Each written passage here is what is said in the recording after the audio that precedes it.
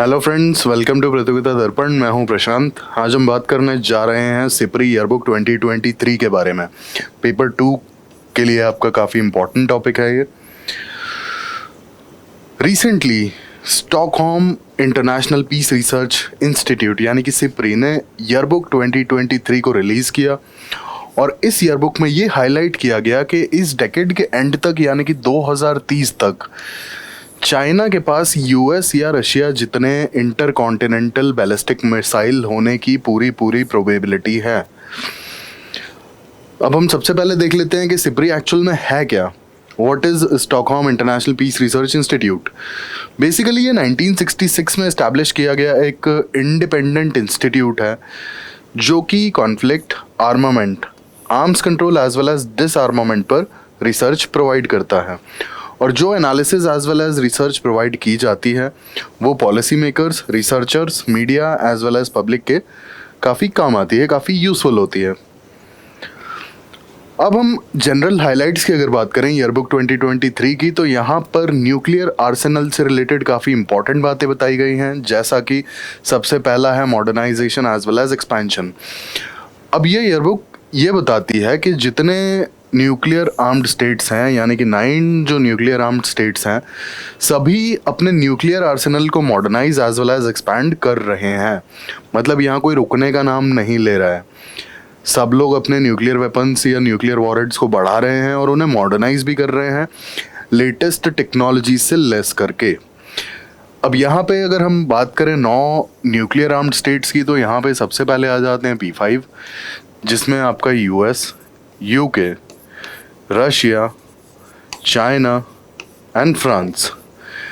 इन पांचों के अलावा Pakistan, India, North Korea as well as Israel, इन स्टेट्स के पास में न्यूक्लियर वेपन्स हैं। अब जो अदर हाईलाइट है इसका सेकंड, वो है कि ग्लोबल इन्वेंट्री 2023 जनवरी के अकॉर्डिंग 12,512 है, जिसमें से 9,576 ये मिलिट्री के स्टॉक पाइल में ऑलरेडी पहुंच चुका है और यूज़ भी किया जा सकता है।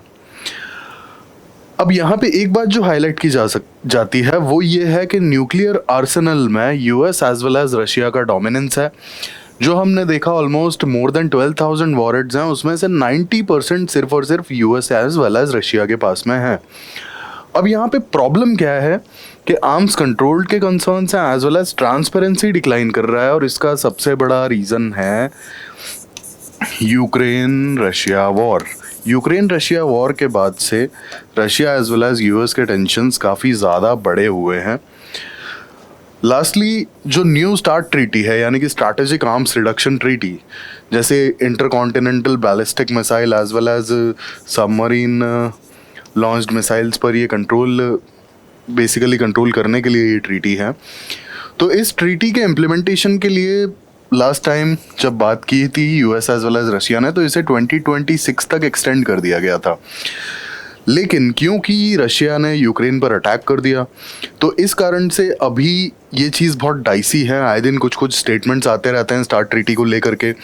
यूएस कहता है कि रशिया नहीं चाहता कि हम अपनी वेपनरी को एडवांस रखें उनके जितना। रशिया कहता है कि यूएस चाहता है कि रशिया के पास में कोई भी वेपन्स ना हो जिससे वेस्टर्न वर्ल्ड अटैक कर सके। तो इस तरीके के कन्फ्लिक्ट कॉन्ट्रडिक्टिंग स्टेटमेंट्स आते रहते हैं दोनों कंट्रीज़ की तरफ से।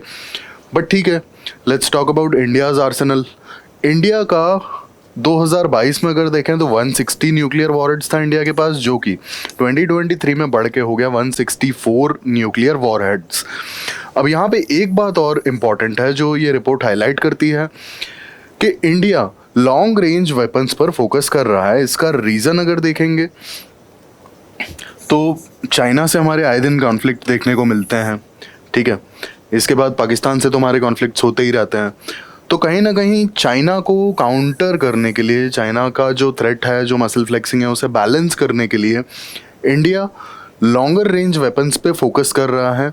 स्पेसिफिकली अगर यहाँ पर बैलिस्टिक मिसाइल की बात की जाए तो इनकी भी बहुत ज़्यादा अपग्रेडेशन चल रही है कि बैलिस्टिक मिसाइल ज़्यादा से ज़्यादा वॉरहेड्स को ले करके और लाइक अटैक करने लायक बनाई जा सके और इनकी रेंज बहुत ज़्यादा हो। एग्जाम्पल के लिए अगर हम देखें तो अग्नि सीरीज़ की जो बैलिस्टिक मिसाइल है इंडिया की, तो अग्नि सीरीज़ का अगर हम बात करें तो अग्नि में जो रेंज है it's like more than 5000 and even about some claims, कुछ क्लेम्स की अगर बात करें तो 7000 किलोमीटर तक की रेंज है हमारी जो अग्नि 5 एज वेल एज जो उसके एडवांस्ड वर्जन आ रहे हैं उनकी। तो 5-6,000 किलोमीटर्स की जो रेंज है दैट्स गुड इनफ। हम लाइक होता है ना कि सपोज ऐसा होना नहीं चाहिए, लेकिन अगर हम जस्ट एक अंदाज लगाएं, इंडिया दिल्ली से बैठे बैठे बीजिंग के लिए डायरेक्टली मिसाइल लॉन्च कर सकता है। ये इतना केपेबल मिसाइल है इस रेंज के साथ में अग्नि। नेक्स्टली चाइना के न्यूक्लियर आर्सेनल पे अगर हम बात करें तो चाइना का न्यूक्लियर आर्सेनल बढ़ता ही चला जा रहा है।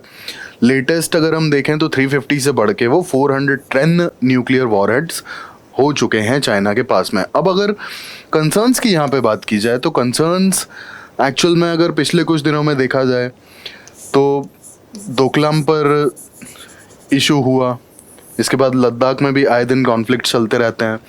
पेंगोंग सो को लेकर के काफ़ी होता है ना कॉन्ट्रडिक्टिंग और काफ़ी एग्रेसिव स्टेटमेंट्स आते हैं चाइना की तरफ से। तो ऐसे केस में न्यूक्लियर आर्सेनल की साइज़ का बढ़ना ये ऑटोमेटिकली एक थ्रेट होना चाहिए, और ये सभी के लिए, not even like not only for India. अब जैसे एग्जांपल के लिए अगर हम साउथ चाइना सी का एग्जांपल लें तो साउथ चाइना सी में आए दिन मसल फ्लेक्सिंग देखने को मिलती है। जैसे recently Vietnam as well as Philippines के साथ में कुछ क्लैशेस देखने को मिले हैं पिछले कुछ समय में, ठीक है। तो ये सभी के लिए एक चिंता वाली बात होनी चाहिए। जितने भी जो बॉर्डर शेयर कर रहे हैं कंट्रीज चाइना के साथ में, सबको इस चीज़ के बारे में सोचना चाहिए कि चाइना का न्यूक्लियर वॉरहेड्स का ग्रोथ काफ़ी तेज़ हो रहा है, ठीक है। और हमारे लिए भी ये कहीं ना कहीं कंसर्न होना चाहिए। जैसे हमने देखा इश्यूज़ लद्दाख में आए दिन कन्फ्लिक्ट होते रहते हैं। इसके बाद अरुणाचल को अगर आप बात करें तो अरुणाचल का तो इंडिया का पार्ट ही नहीं मानता है चाइना, है ना।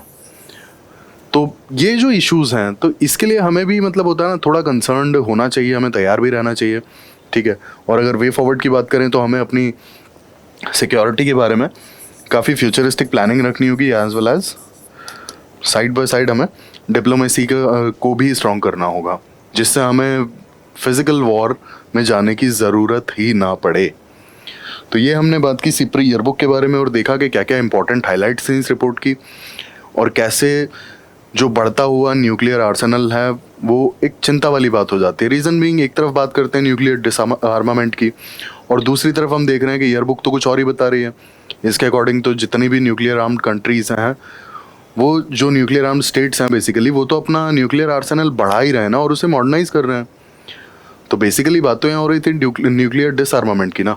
वर्ल्ड तो इस तरफ फोकस कर रहा है बट रियलिटी में कुछ और ही देखने को मिल रहा है। तो हमने डिस्कस किया बेसिकली सिप्री ईयरबुक के बारे में। ऐसे इन्फॉर्मेटिव वीडियोस के लिए हमारे साथ जुड़े रहिए। Thank you, thanks for watching.